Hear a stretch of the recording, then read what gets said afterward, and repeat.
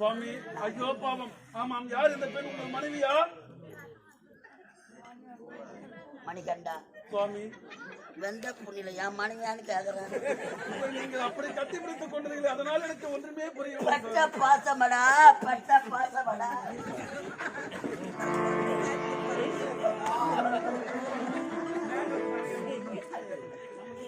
சுத்தமா சுத்தமா சுத்தமா சுத்தமா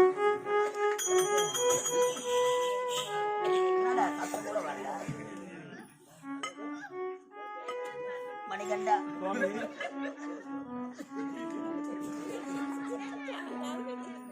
நான் உன் வீட்டுல இந்த மாதிரி குழந்தை நீ சிரிப்பியா நான் மங்கரடி எங்கன்னா நிக்குதா பாரு. சுவாமி கவலைப்படாதீர்கள். மணிகண்டா, சுவாமி, சிறு வயதிலிருந்து பாடசாலையிலே என்னிடத்தில் பாடம் பயின்று வந்தார்.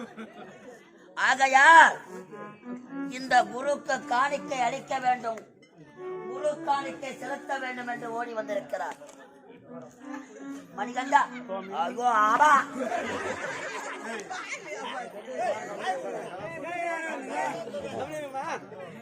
என்ன எனக்கு